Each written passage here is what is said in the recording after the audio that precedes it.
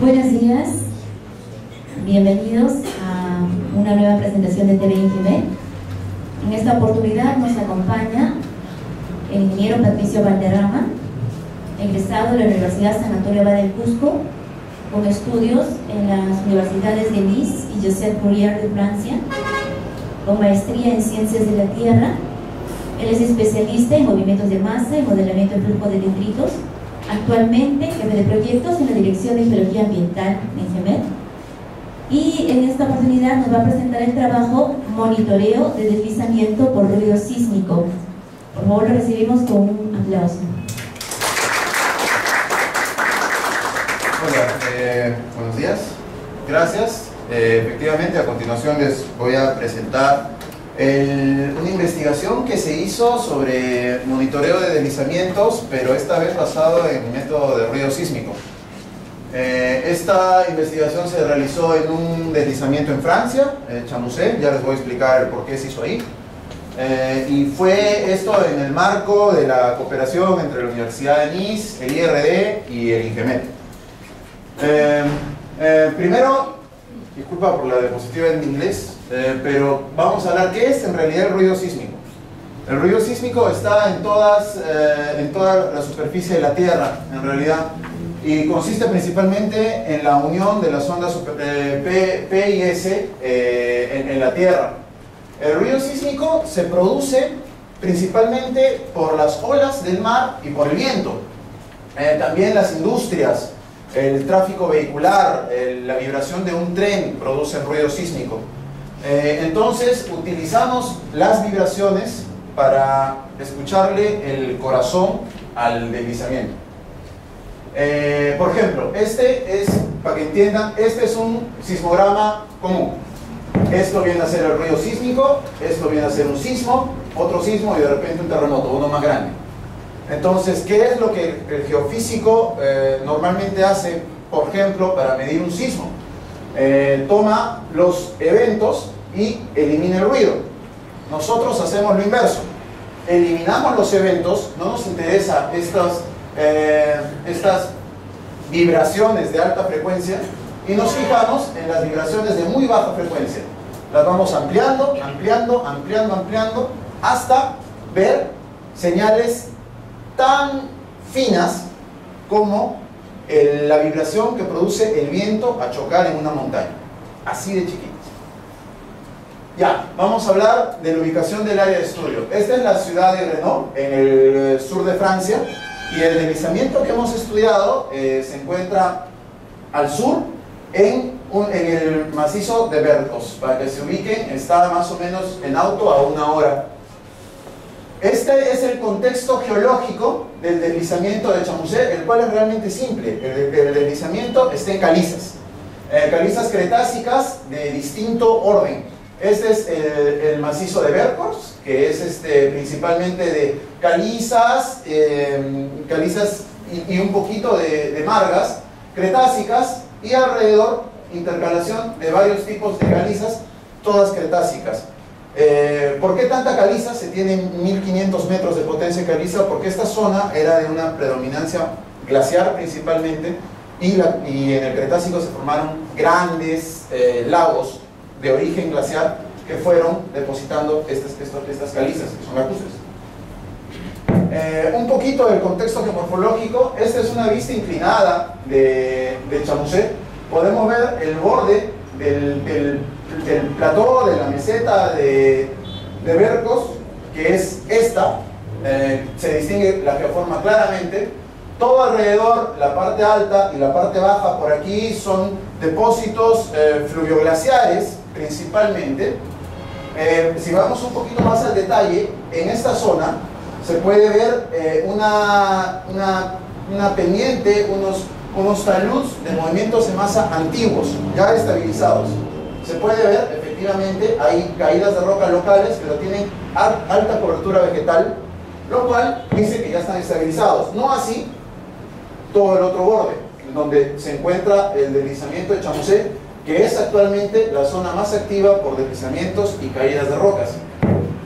Esta parte baja se podría decir que son depósitos proluviales, depósitos de flujos, depósitos de caídas, que a su vez tiene dos principales ríos temporales que se activan, digamos, durante las épocas de deshielo. En invierno aquí nieva en promedio 3 metros de nieve. Entonces durante el deshielo estas principales quebradas evacúan el agua y también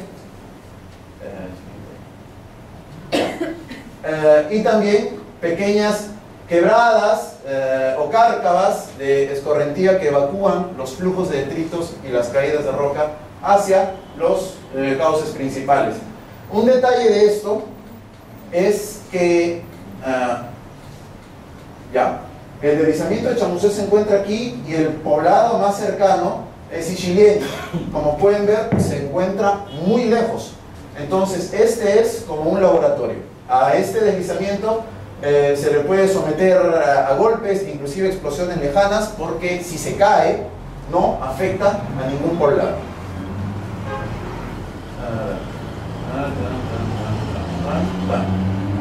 Este es el deslizamiento de Chamusé.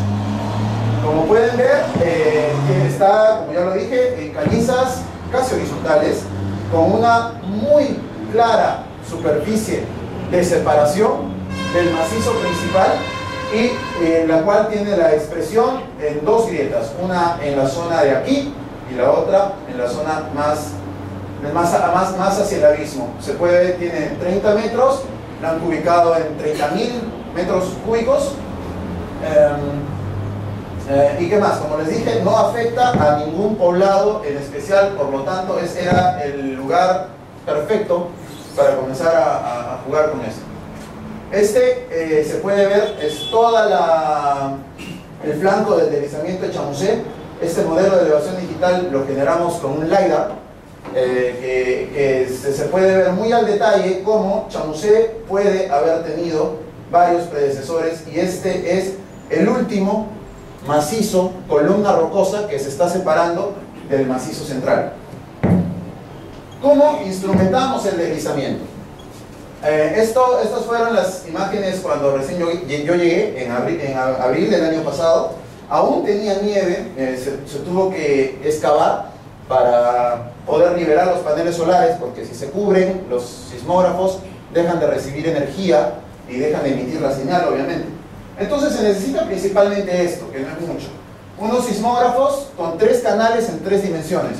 Un canal vertical, uno que mide la vibración vertical, y 2 que miden las vibraciones horizontales, una con dirección oeste y la otra con dirección norte. Estos son los sismógrafos, que no son más grandes que esto.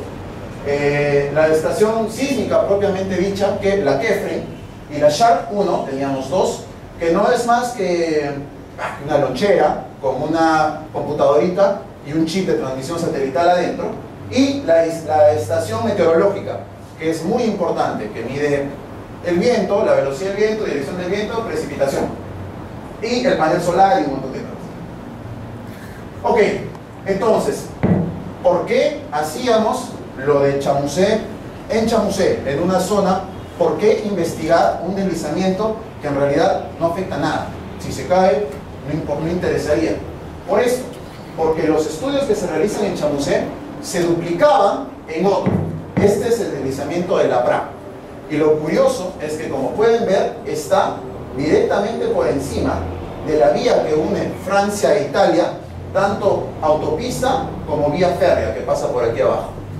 Entonces, en el macizo propiamente dicho, este es un macizo inestable, es casi su hermano gemelo. Tiene el mismo tipo de roca y el mismo tipo de movimiento en masa. Entonces, se instalan un montón de sismógrafos en la parte alta y geófonos en la parte baja. Entonces, cuando el sismógrafo detecta que un bloque se ha desprendido, está comenzando a caer, emite una señal a una central. Y cuando el geófono en el piso, muy cerca de la línea férrea, detecta el impacto, emite otra señal. Cuando las dos señales se cruzan, una central emite una alerta, la cual viaja por señal de teléfono celular, por mensaje de texto, al tren. Entonces el tren recibe la señal y se detiene. Todo esto es automático. Fabuloso.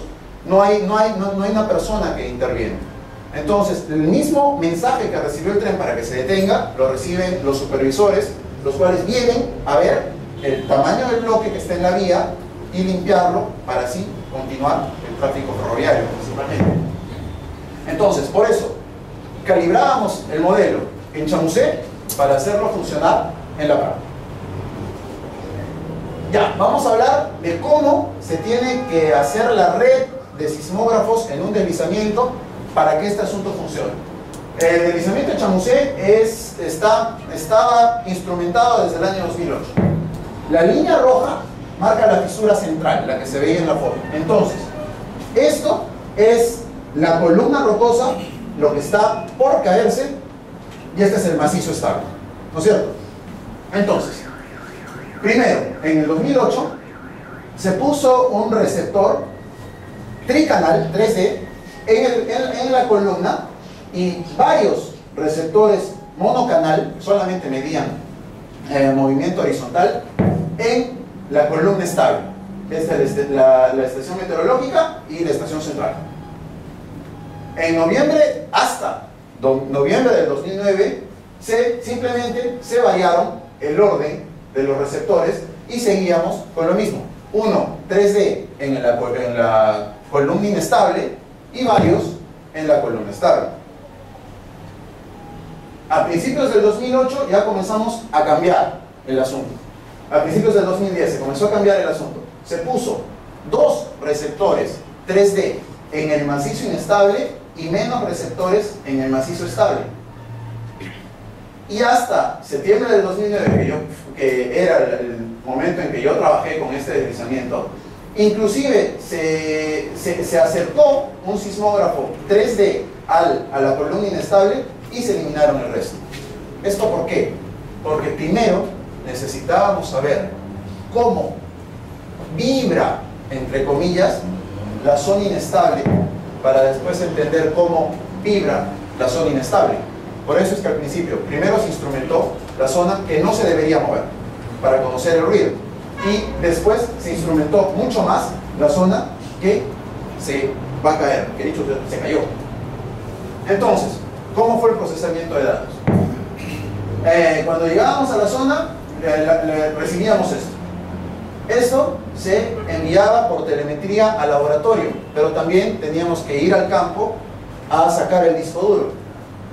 Y esto es lo que recibíamos, la señal. Entonces teníamos que hacer una apodización, un montón de procesos, que es dividir el todo de la señal grande, desde donde empieza con el ruido hasta donde termine el evento, por solamente el ruido. Entonces, todo esto se hace matemáticamente en MATLAB. ¿Cómo le vamos a decir al MATLAB qué es ruido y qué es evento? Entonces, se divide, como les dije, el ruido por el evento. Ruido, evento. Ruido, evento, ruido, evento. Estos eventos pueden ser cualquier cosa. Pueden inclusive ser una persona caminando, como lo vamos a ver. Entonces, para no tener un poquito de evento en nuestro ruido, se ponían ventanitas de error, que al final nos aseguraban que solamente íbamos a procesar el ruido. Ya, entonces, ya teníamos el ruido que teníamos que discriminar. Entonces, comenzamos a hacer eventos. ¿Cómo se ve en un sismograma cada cosa? Este es el sismograma y este es el espectra. El espectra es la representación gráfica del sismograma de una caída de roca generada. Fuimos al barranco, agarramos una roca y la tiramos. Cayó, ¡boom!, sin rebote. Esto es la señal que genera. Esto es la señal de una caída de roca natural. Tuvimos que sentarnos a esperar con muchísima paciencia que una roca se desprenda naturalmente. Registramos la hora en el GPS, buscamos la hora en la señal y este es el dibujo que nos daba. Esto es un microsismo. Es que alguien nos pusimos a saltar, ¡boom!, de una sola. Esta es el espectro que genera un microsismo.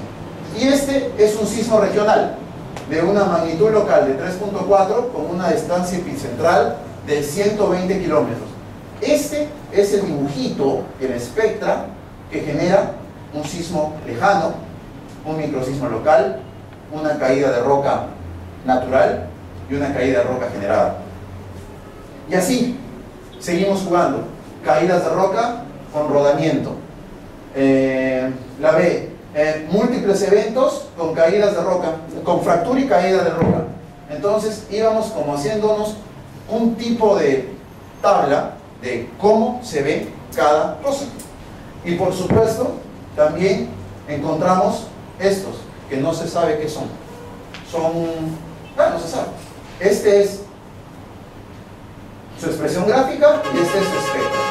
Son eventos no identificados, pero que afortunadamente tienen frecuencias muy altas.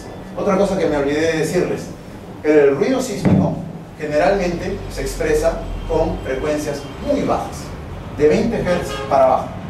Con decirles que la vibración de un cable de luz, un cable eléctrico de alta tensión, genera más o menos 80 Hz de vibración. El ruido sísmico es menos que eso. Entonces, por eso era necesario ver cómo funciona este asunto. Y esta es la cantidad de data que tenemos acumulada desde el 2007 hasta el 2010, que fue casi lo último que se tuvo, ¿no? Se tienen registrados microsismos, eventos múltiples, caídas de bloques y rocas, pequeños sismos y también los eventos indeterminados. Entonces, con todo esto se comenzó a hacer el procesamiento de datos.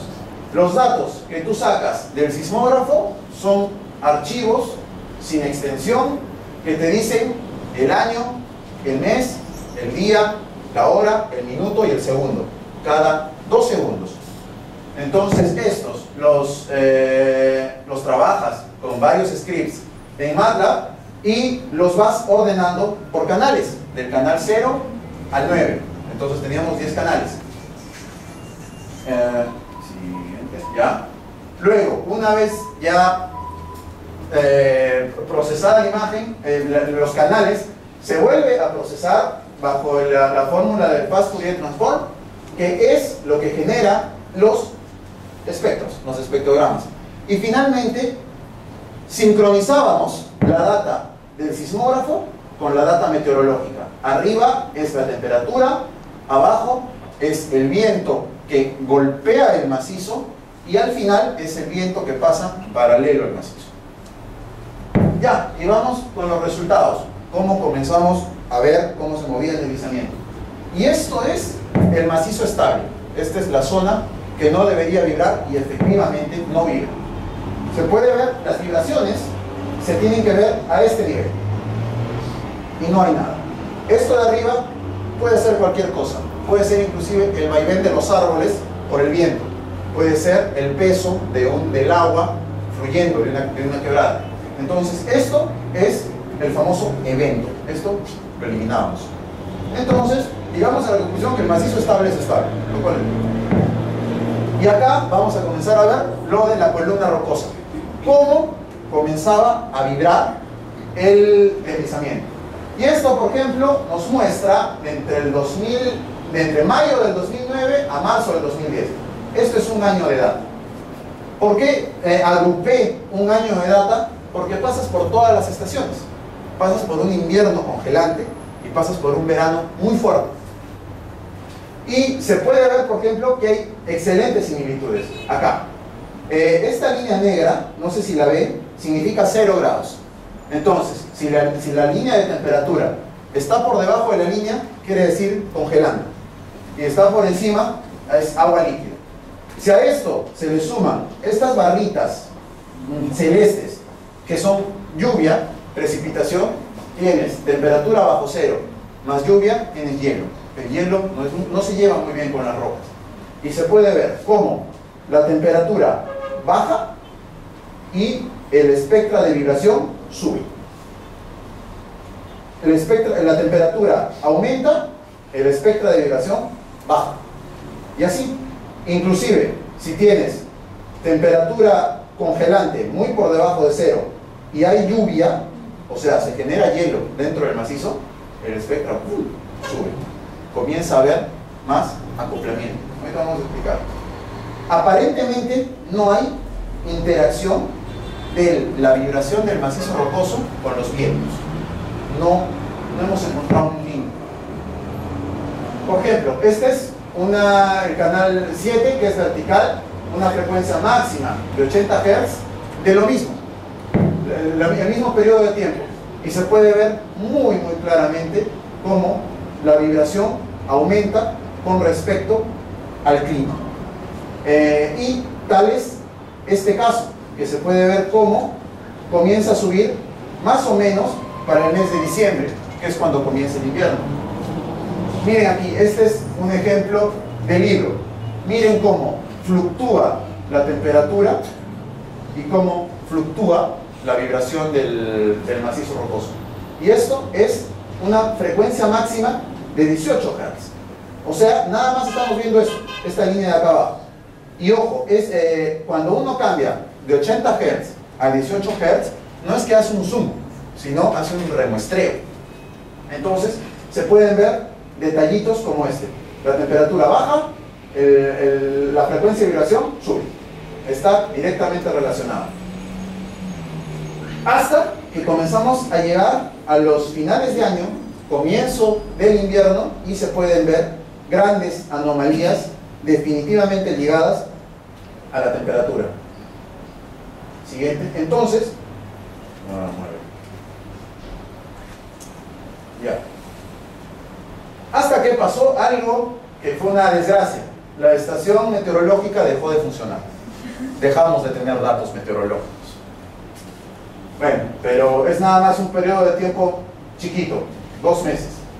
Pero igual aquí ya se comenzaron a ver cosas muy interesantes por debajo de la frecuencia de vibración. Y aquí se puede ver a 18 Hz entre julio y septiembre del año pasado. Esta es la vibración normal del macizo, es lo que el macizo se mueve con respecto a la zona inestable, pero comenzamos a ver que comienza a aparecer otra sombra. No tenemos clima, entonces más o menos teníamos que comenzar a adivinar. Entonces comenzamos a comparar resultados del año 2009 con resultados del 2010.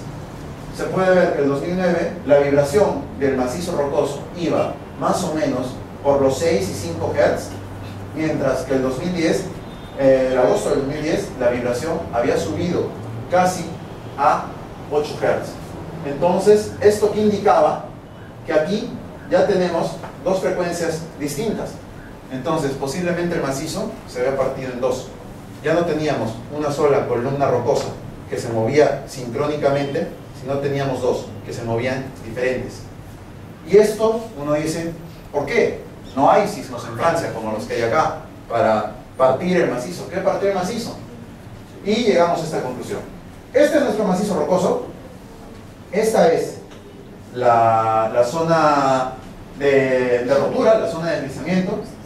Aumenta la temperatura, no pasa nada, el macizo se dilata. Aquí viene el problema. Tenemos una temperatura negativa, entra agua, el agua cuando se congela se expande en un 9%. Y esta expansión ya no es reversible. Cuando el agua se estira dentro del macizo rocoso, el macizo rocoso cuando se ve el agua ya no se recupera de ese estrés, se queda así. Entonces finalmente llegamos a tener una tasa de deformación. Ya sabemos cuándo se cae. Como conclusiones, el método ruido sísmico es muy efectivo para el monitoreo de deslizamientos. Usando las frecuencias correctas se puede determinar cómo el clima afecta el grado de vibración del macizo rocoso inestable. Los efectos del hielo y el congelamiento de las grietas son irreversibles. Por la progresión de la frecuencia de Chamusset, lo dije en ese momento cuando sustenté la tesis, dijimos que se caería en el siguiente invierno, o sea, diciembre, enero, febrero del año pasado. Efectivamente, Chamusset se cayó. Ya no está Chamusset con nosotros. Entonces, algunas ideas: la utilización de todos los componentes, como el levantamiento geológico al detalle, un LiDAR, trabajos con LiDAR terrestre, aéreo, lo que se pueda, una instrumentación, servirá para la investigación de deslizamientos peruanos del 2012, eso sí es que la crisis europea lo permite. Este método es perfecto para ser empleado en deslizamientos activos con tasas de deformación aún no conocidas, como por ejemplo el deslizamiento de Maca en el Colca, Tres Cruces en Ancash, Pico en Cusco. Pero, y no todo es oro bajo el sol, se necesita por lo menos 2 años de instrumentación constante. Instrumentando un deslizamiento por una campaña de campo, por periodos de tiempo, no se obtienen resultados. Y este es el motivo por el cual hice mi tesis en Francia, porque en Francia ya tenía deslizamientos instrumentados constantemente. Y la idea es, desde el próximo año, comenzar a instrumentar. Ya tenemos las personas que lo saben hacer, tenemos la cooperación internacional del IRD y esa es la idea. Eso es lo que vamos a comenzar a hacer. Dios mediante. Gracias.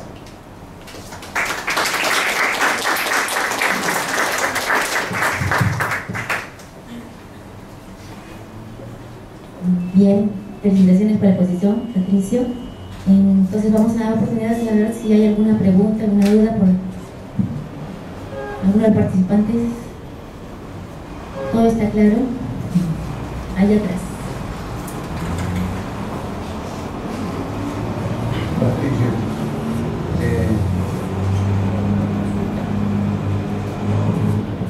una pregunta, la instrumentación que se va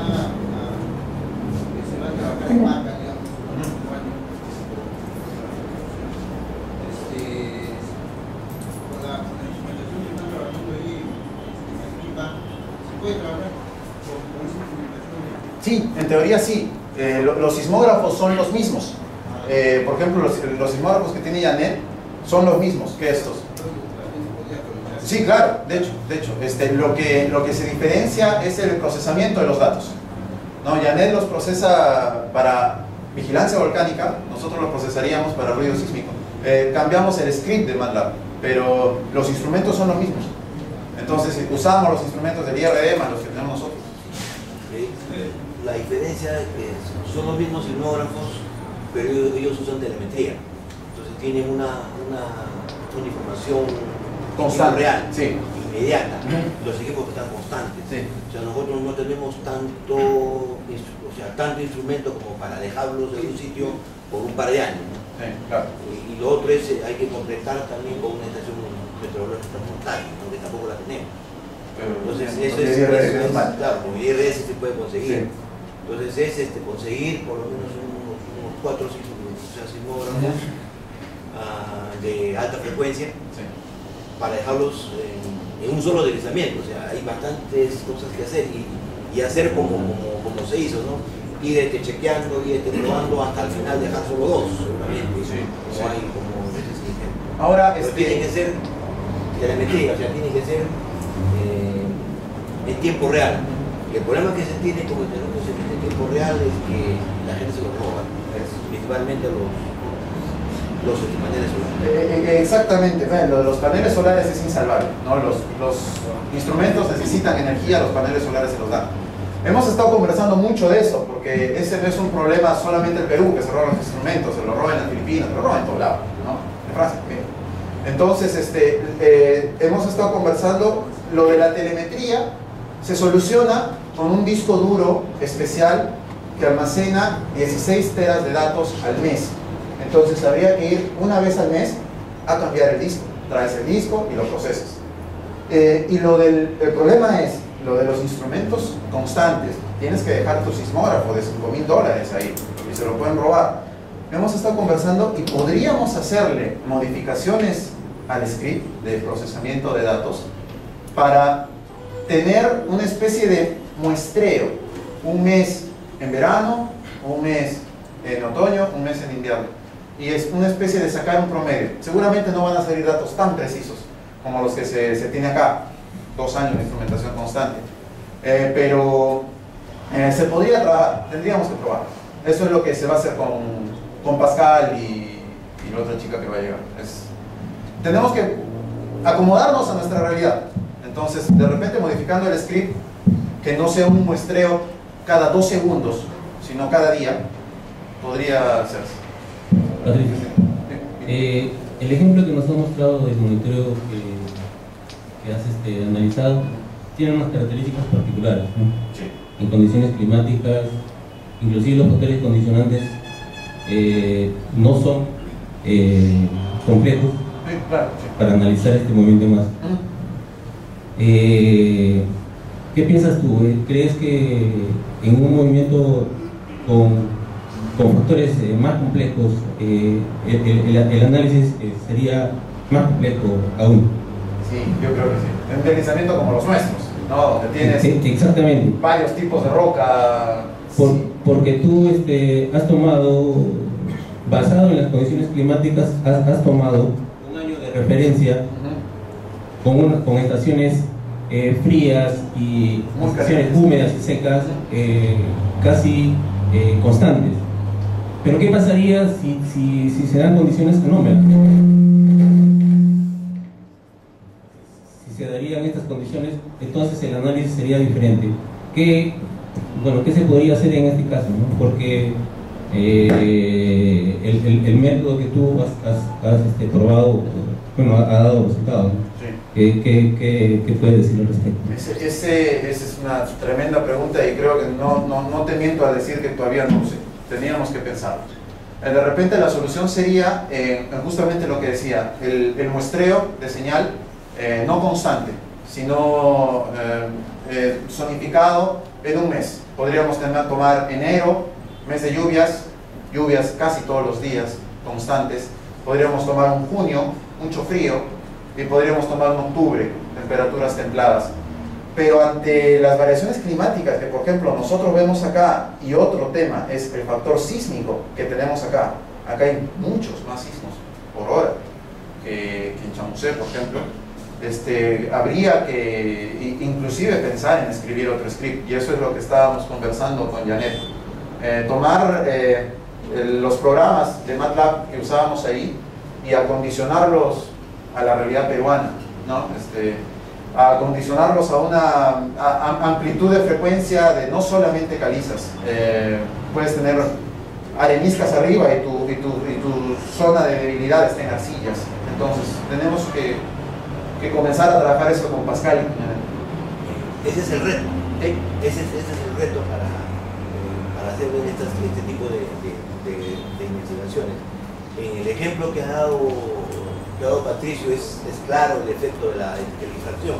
Eso es conocido en las zonas altas también acá en el país. En el caso, por ejemplo, de Maca y donde hay otros deslizamientos que tienen como un detonante el agua subterránea, o como una de las causas del agua subterránea, pues se puede poner piezómetros, ¿no? Que nos vayan indicando la elevación de la napa. Y eso se puede combinar también con los sismos y con los vientos que hay. O sea, yo creo que este es uno de los primeros pasos como para, tomar este ejemplo, no tomarlo como está, sino como dice Patricio y Billy, modificarlo a nuestra realidad. Sí, sí. Y hay otra cosa muy importante, es que nosotros somos un servicio geológico, entonces nuestra investigación tiene que estar al servicio de la gente. Nosotros no podemos darnos el lujo de gastar. En la investigación de Chamusé se tiraron como 2 millones de euros en un deslizamiento que no sirve para nada, o sea, nada más investigación pura y listo. Si nosotros investigamos un deslizamiento es porque ese deslizamiento afecta una ciudad, afecta un poblado, afecta una carretera. Entonces, para eso es necesario este tipo de investigaciones. Ojalá algún día lleguemos a los sistemas de alerta que tenían en la línea férrea en Francia, ¿no? Que hay una caída de rocas y suena una alarma y se cierran los peajes. Sí, o sea, en realidad ahora lo que toca es modificar esta investigación para que esté al servicio de nosotros, los geólogos, al servicio de la gente. ¿Cómo le dicen? Ya que se va a implementar este proyecto con el piloto, quería saber si viendo la carencia y necesidad de instrumentos sísmicos y el alto costo, no sé si es que este estudio se pueda correlacionar con la interferometría de radar para hacer una calibración y ya no sea en el futuro tan necesario hacer una instrumentación de un deslizamiento. Sí, y justo me hiciste recordar algo que no dije en una de las primeras diapositivas, es que hay muchas formas de monitorear deslizamientos, ¿no? Y una de las más modernas es el INSAR, ¿no? Verlo por satélite y comenzar a ver las deformaciones. Esta es una nueva, este es el Benjamín del asunto de monitoreo de deslizamientos. Pero esto apoyado a GPS, a extensómetros y INSAR, tienes el estudio completo. Este es nada más un instrumento de todo el asunto del monitoreo. Bueno, como mencionaste de que este proyecto o este tipo de proyectos son bastante caros y tal vez el Servicio Geológico como INGEMET no cuenta aún con el presupuesto, pienso que deberíamos de pensar en proyectos a corto, mediano y largo plazo en vista que en nuestro país existen este tipo de deslizamiento.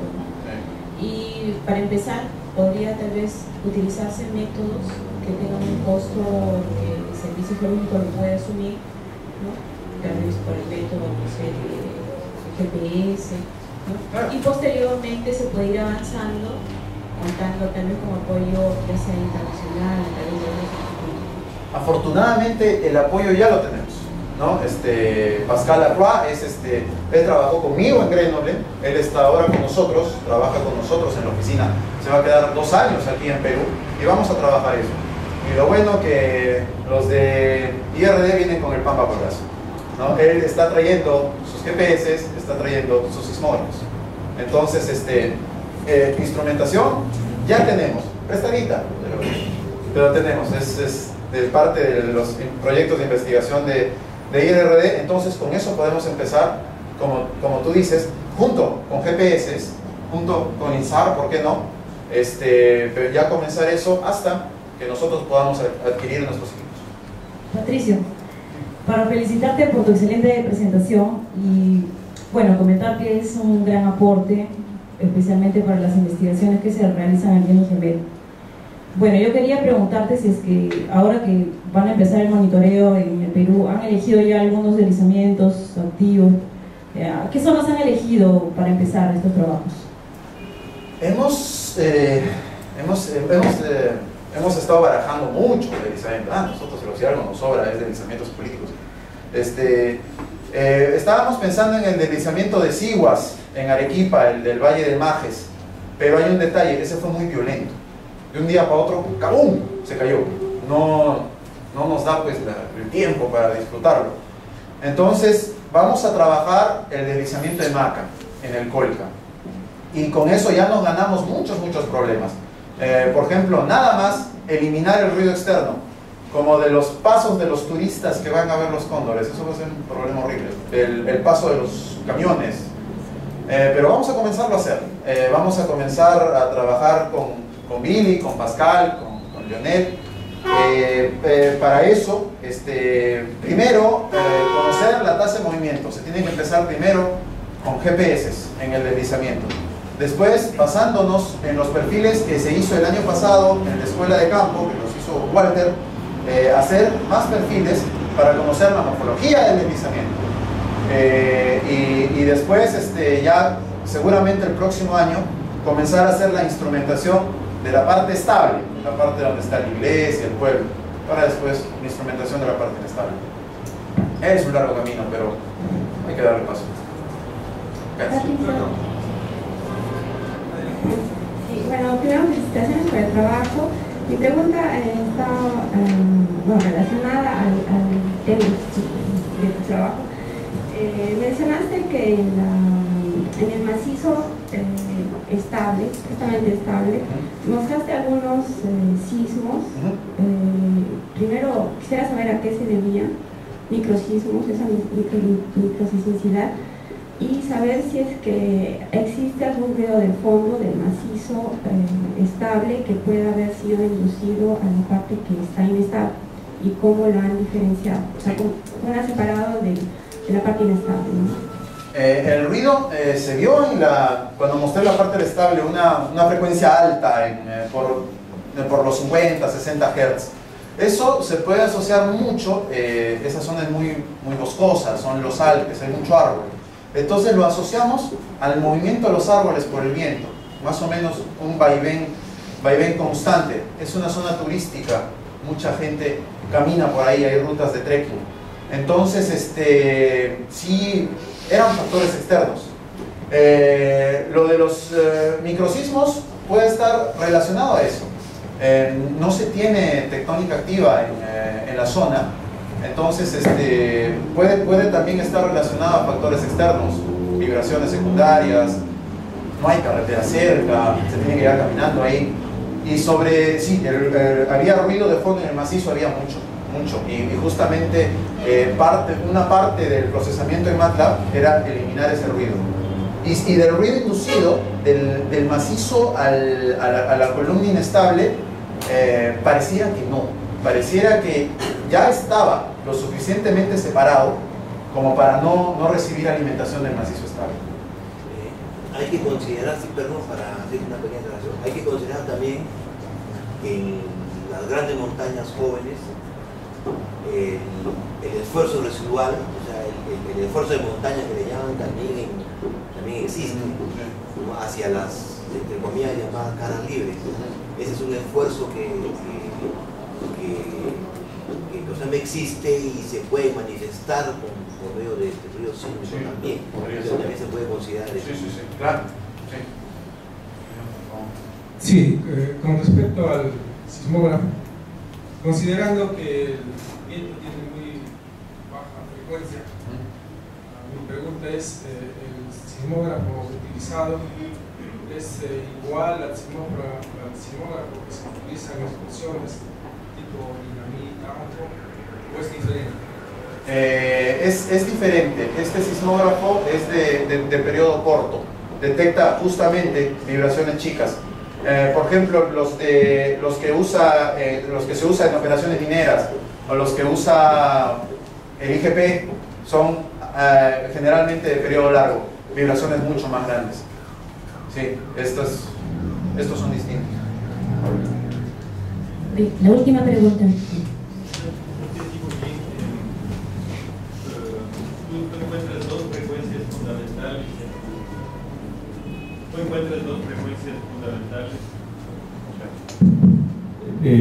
Se observan dos frecuencias fundamentales en tus datos, pero no y eso justo antes de que el macizo caiga. Tú dices que probablemente se partió en dos, pero no entiendo bien en tu esquemita interpretativo, no lo vi muy claro, ¿no? Sí. Sí. Ya. El macizo rocoso de Chamusé era bien educado, vibraba generalmente con una frecuencia única. Entonces sabemos que esto es el macizo grande, el macizo central, el macizo inestable, perdón. Al año siguiente la vibración había subido, aquí se tenía trazas de algo, pero como eran tan chicas no se consideraban. Lo que esto ha podido ser era la creación de otra grieta, que ya parte del macizo comenzaba a tener pulsos distintos. Uno se movía más fuerte que el otro. Entonces, al año siguiente, esto que era una grieta, parece que ya se aperturó más. Entonces, puede ser, esto es elucubración pura, ¿no? Puede ser que la parte superior del macizo se separó de la parte inferior. Entonces, esta vibraba más fuerte que la de abajo. Esto es finalmente la interpretación que se le dio.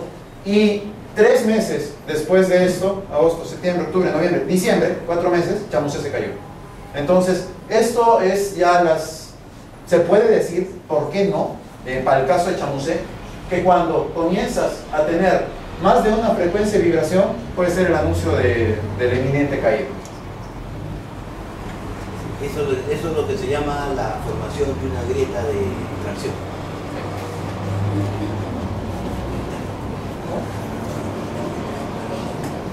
Bien, agradecer a Patricia Valderrama por la exposición.